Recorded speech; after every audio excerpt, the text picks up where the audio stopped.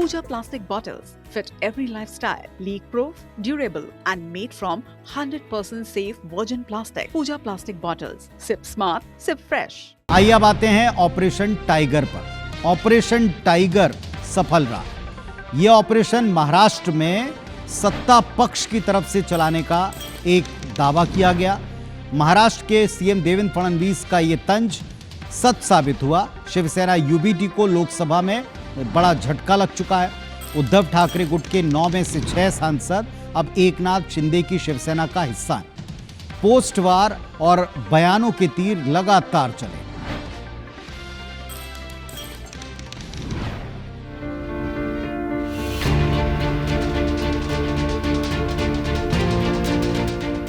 Operation successful, operation tiger successful.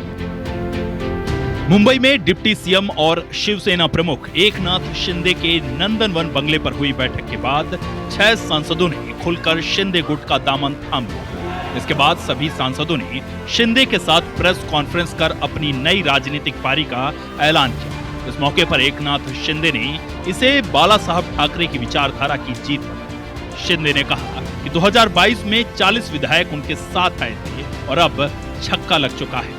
उन्होंने साफ कहा कि उनकी लड़ाई सत्ता नहीं बल्कि बाला साहब की असली शिवसेना बचाने की है। 22 जून 2022 मला वाटतं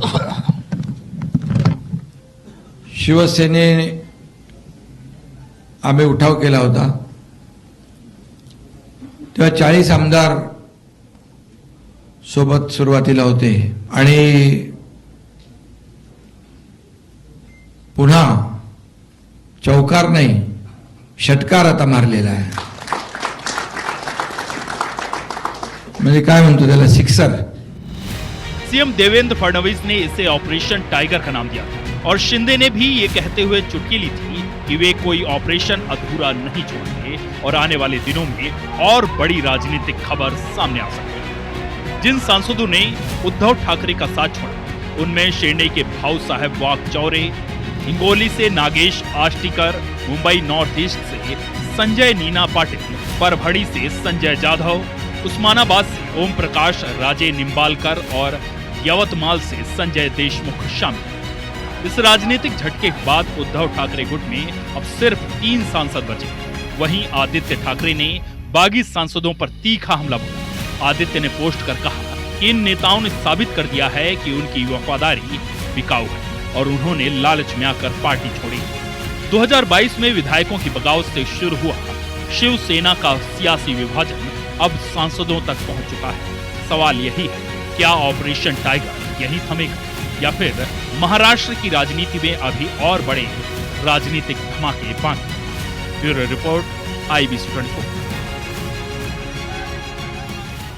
तो कभी ऑपरेशन लोटस की चर्चा थी, अब ऑपरेशन टाइगर आधिकारिक तौर पर यह कहा जा रहा है कि यह पूरा कर दिखाया गया। जाहिर है कि इस पर विपक्ष बिफरा हुआ है। वो कह रहे हैं कि विपक्ष बिखर नहीं रहा बल्कि जो कुछ हो रहा है वो संविधान की खुली हत्या जैसा है। दिल्ली में कांग्रेस के नेता पवन खेड़ा ने बीजेपी पर फिर वार किया। कहा कि जहां पहले कमल न खिल पाया वहां बड़े नेता कहते थे और उनके बयानों का सम्मान देश करता था, लेकिन अब जहां कमल नहीं खिलता वहां कीचड़ फैलाया जा रहा है। ऑपरेशन कीचड़। उनके अहम को इतनी चोट लगी कि 400 का नारा देकर 240 पर अटक गए, तो अब सांसदों की खरीद फरोख्त कर तोड़फोड़ मचा रहे हैं। झारखंड, मध्य प्रदेश, हर जगह खरीद फरोख्त ही इकलौता तरीका बचा है बीजेपी को जीत के लिए।